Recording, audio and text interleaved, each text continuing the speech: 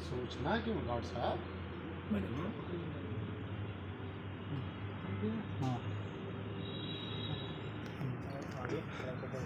क्या कहना चाहेंगे जिस तरह से राहुल गांधी ने प्रधानमंत्री को भरे मंच से बोल दिया पनौती? पहले तो आप सभी सम्मानित पत्रकारों को तहे दिल से धन्यवाद। और आप सब ने देखा, पूरा देश देखा, अमित शाह और मोदी की जोड़ी जाकर अहमदाबाद स्टेडियम में जैसे ही बैठे, देश के दर्शक जो क्रिकेट के प्रेमी थे, एक ही शब्द से ट्रेंड करना सोशल मीडिया पे चालू हो गया कि पनौती बैठ गया और 2024 में गोल्ड मेडल इस बार भारत नहीं लाएगा। और वही सच्चाई अब माननीय राहुल गांधी जी जब बोलते हैं तो ये बीजेपी के लोगों को पीड़ा किस बात? अरे आम आदमी बोलता है तो समझ में आता है। वो कांग्रेस के पूर्व अध्यक्ष रह चुके हैं, प्रधानमंत्री पद के चेहरा है, उसके बावजूद ये बोलते हैं इतने पनौती प्रधानमंत्री को। ये शोभा तो नहीं देता है ना? आपको पता होना चाहिए क्या शोभा देता है, क्या नहीं शोभा देता है। जो नेतृत्व करता है उसको संविधान और हमारे ग्रंथ, अगर ग्रंथों की बातें करते हैं तो वो भी उसको इजाजत देता है।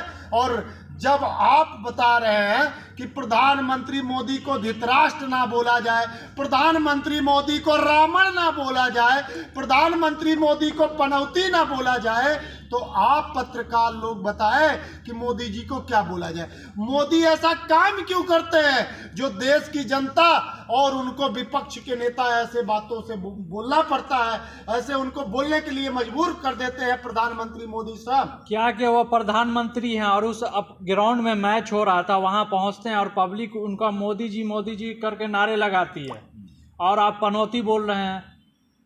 जब आप स्टेडियम में गए वहां देशभक्ति सॉन्ग चलते हैं, भारत माता की जय, इंडिया जीतेगा, इंकलाब, ऐसे नारे लगते हैं।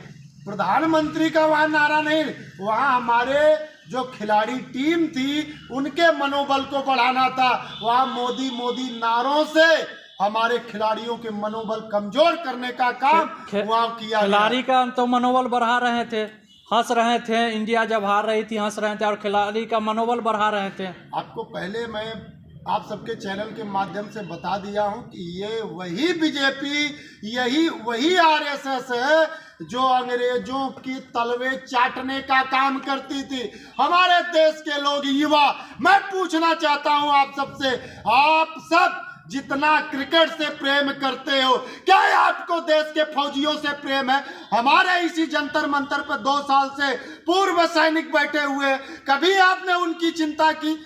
एक क्रिकेट पे सट्टा खेला जाता है और ये अपने उद्योगपति जो मोदी नाम के भाग खड़े हुए हैं ना संसद में, राहुल गांधी जी ने पूछा था, उनके जेब में भारत के लोगों के जेब से पैसा निकाल कर अपने दोस्तों को किस प्रकार भेजा जाए। यहाँ इस बार मैच में सट्टे के साथ और दबाव के साथ वर्ल्ड कप हराया गया है। ये सच्चाई है। ये बीजेपी की सरकार जब से आई है आपने देखा होगा वर्ल्ड कप नहीं आया। यही कांग्रेस की सरकार थी, आपने मनमोहन के हाथ, पूर्व प्रधानमंत्री मनमोहन सिंह के हाथ भी गोल्ड मेडल देखा, इंदिरा गांधी जी के हाथ में भी गोल्ड मेडल देखा। हमारे देश के खिलाड़ियों ने ले आकर देश को समर्पण करने का काम किया। जब मोदी जी ग्राउंड में जाते हैं तो जय श्री राम के नारे लगते हैं। कुछ लोग ये आरोप लगा रहे हैं कि मोदी जी पूर्व कप्तान महेंद्र सिंह धोनी को और कपिल देव को न बुलाकर अकेले जाकर राजनीति कर रहे हैं। देखिए, मोदी जी फोटो मैन है, मोदी जी मीडिया मैन है। मोदी जी का खाना नहीं पचेगा अगर उनके 10-20 हजार पोस्टर रोज ना उनके सोशल मीडिया और ये गोदी मीडिया जो नेशनल मीडिया है, जब तक उनकी फोटोआं ना भेज दे तो मोदी जी दूसरे की फोटोआं कैसे देखेंगे? आप भूल गए गोल्ड मेडलिस्ट बेटियां जब गोल्ड लेके आई उनके साथ भी फोटो खिंचवाया था। इनको तो सिर्फ फोटोआं खिंचवानी है, जनता को गुमराह करना पड़ेगा। मैं अपने देश के लोगों से एक सीधा छोटा सा प्रश्न है, अगर आप प्रेम करते हो, आपको स्वीकार किया जा रहा है और ये देश का सरकार, ये बीजेपी की सरकार जानती है कि धर्म के नाम पे अपने देशवासियों को जितना मर्जी लूटा जाए ये लूटते रहेंगे, ये कभी प्रश्न नहीं करेंगे। और आज आपको खड़ा होना है। अब 5 राज्यों में जिस प्रकार से आप कांग्रेस की सरकार बनाने जा रहे हैं, उसी प्रकार 2024 में ये सरकार को बदल दो, आपके साथ न्याय हो जाएगा। देखिए, आप खिलाड़ी पे मैच हो रहा है तो खिलाड़ी जब हारते हैं ड्रेसिंग रूम में जाते हैं, तब मोदी जी जाकर मिलते हैं और हौसला अफजाई करते हैं और वहां जाकर दावत देते हैं दिल्ली में आने के लिए, बातचीत करने के लिए। आप सारे मैच अगर देखिए इंडिया के, तो हर में बढ़िया प्रदर्शन किया। वहां पे मोदी और अमित शाह नहीं गए थे, लेकिन इस बार जब मोदी और अमित शाह गए वहां पे दबाया गया और ये देश जानता था कि वर्ल्ड कप इस बार इंडिया जीतेगी। लेकिन और जब देश के लोगों ने पैसा लगाया, आज यहाँ इसको बोलने में शर्म क्यों आती है? सच्चाई बोलने में नेता लोग घबराते क्यों है?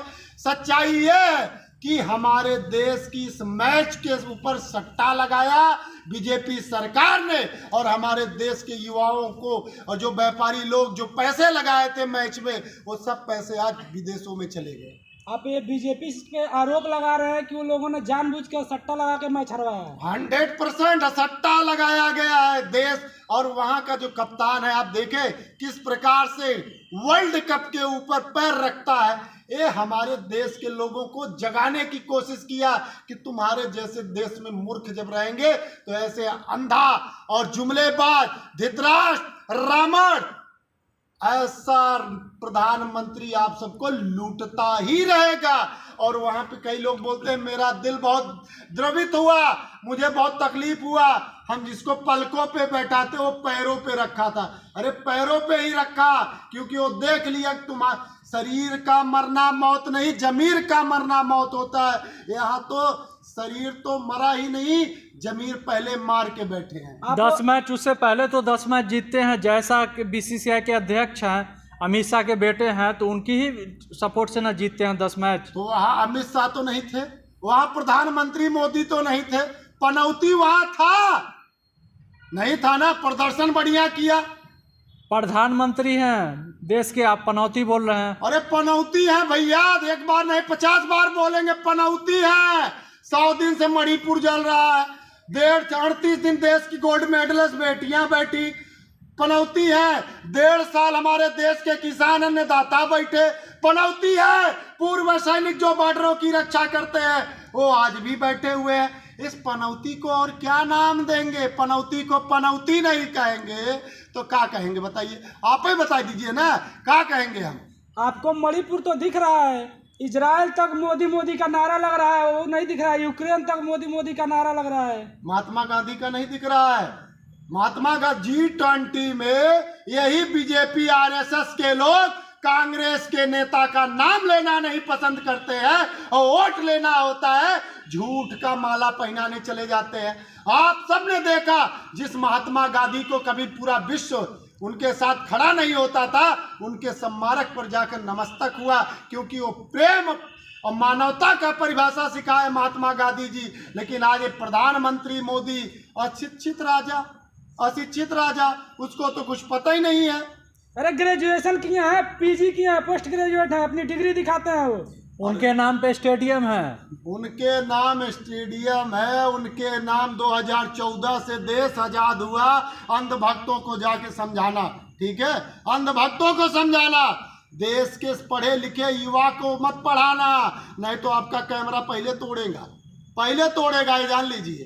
अंधभक्तों से जो कहोगे वो करवा देंगे, बोलेंगे 2000 और कौन थी, कंगना रनावत, ऐसे कुछ कंगना रनावत, हाँ, उसको तो 2014 से देश आजाद हुआ।